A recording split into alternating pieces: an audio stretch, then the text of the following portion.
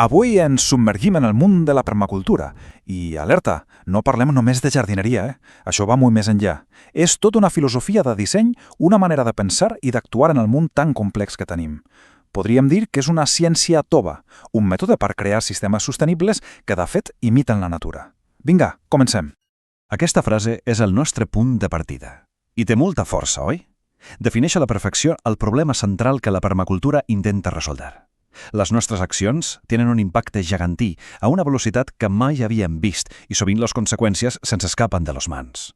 Això ens situa en un escenari completament nou i, sincerament, tot un desafí.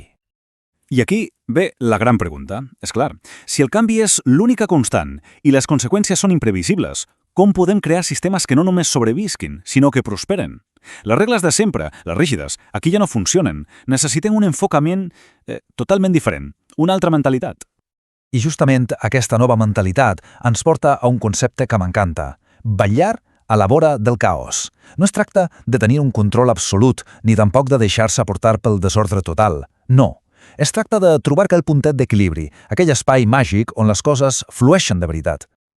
Això és clau per entendre-ho bé. La permacultura no és un manual d'instruccions que cal seguir al peu de la lletra.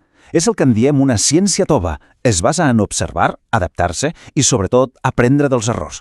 Aquí no hi ha fórmules màgiques, sinó un procés constant de prova i millora. Pensem una mica en aquest equilibri. Si hi ha massa ordre, tot és rígid, previsible i la creativitat s'apaga. Però a l'altre extrem, amb massa caos, hi ha molta energia, sí, però sense cap mena de control. I res no acaba de funcionar. La permacultura, doncs, busca dissenyar sistemes que operin just en aquest punt intermedi, en aquesta vora del caos. És aquí, just aquí, on la creativitat i la productivitat floreixen de veritat. D'acord. Si no hi ha regles estrictes, què ens serveix de guia? Doncs la resposta és un principi fonamental, gairebé una llei, que m'ha après observant directament la natura.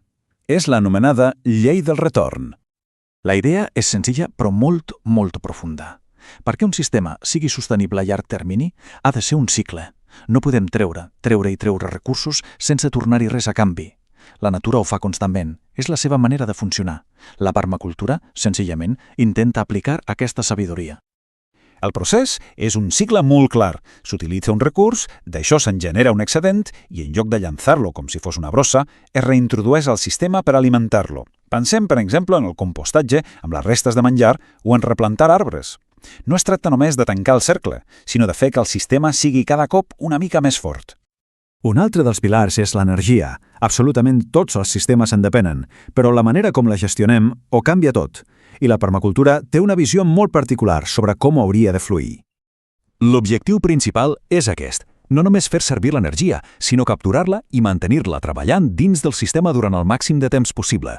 Al cap i a la fi, és l'energia la que permet que un sistema visqui, creixi i es reprodueixi. La diferència és brutal. En un sistema convencional, l'energia fa un camí lineal. Entra, es fa servir un cop i surt, sovint com a residu. En canvi, en un disseny de permacultura, l'energia entra en una mena de teranyina de vida. Va passant d'un element a l'altre, es transfereix i s'aprofita moltes vegades abans no s'acabi dissipant. La clau de tot, per tant, és allargar la vida útil de l'energia dins del nostre disseny. Volem frenar, alentir el seu camí cap a l'entropia, és a dir, cap a la seva dispersió final. Com més temps aconseguim que l'energia estigui circulant i transferint-se dins del sistema, més ric i resilient serà. I bé, com lliga tot això? Què passa quan ajuntem el disseny a la vora del caos, la llei del retorn i una gestió intel·ligent de l'energia? Doncs que arribem a l'objectiu final de la permacultura. Aquests són els trets d'un bon disseny de permacultura. I aquí hi ha una distinció que és clau. No parlem de manteniment, sinó de gestió. El manteniment és aquella feina constant i repetitiva com passar el tallagespa cada setmana. La gestió, en canvi, són intervencions puntuals intel·ligents per anar guiant el sistema. L'objectiu final és crear sistemes que, en bona part, es cuidin sols. Aquest és el principi d'eficiència en estat pur. No es tracta de treballar més, sinó de treballar millor, de ser més intel·ligent. La clau és trobar aquells punts estratègics on una petita acció pot desencadenar una onada d'efectes positius a tot el sistema. El contrast filosòfic és totalment evident. Passem d'un alt manteniment a una gestió reflexiva.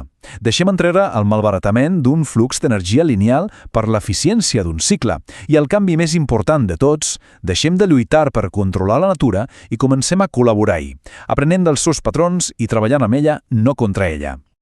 I acabem amb aquesta reflexió. Potser la solució a molts dels grans reptes que tenim no està en tenir més control o més tecnologia, sinó simplement en un millor disseny. Dissenys inspirats en la natura, que siguin resilients, productius i que al final s'acabin sostenint per si mateixos. Què passaria si el canvi més potent que podem fer fos precisament aquest?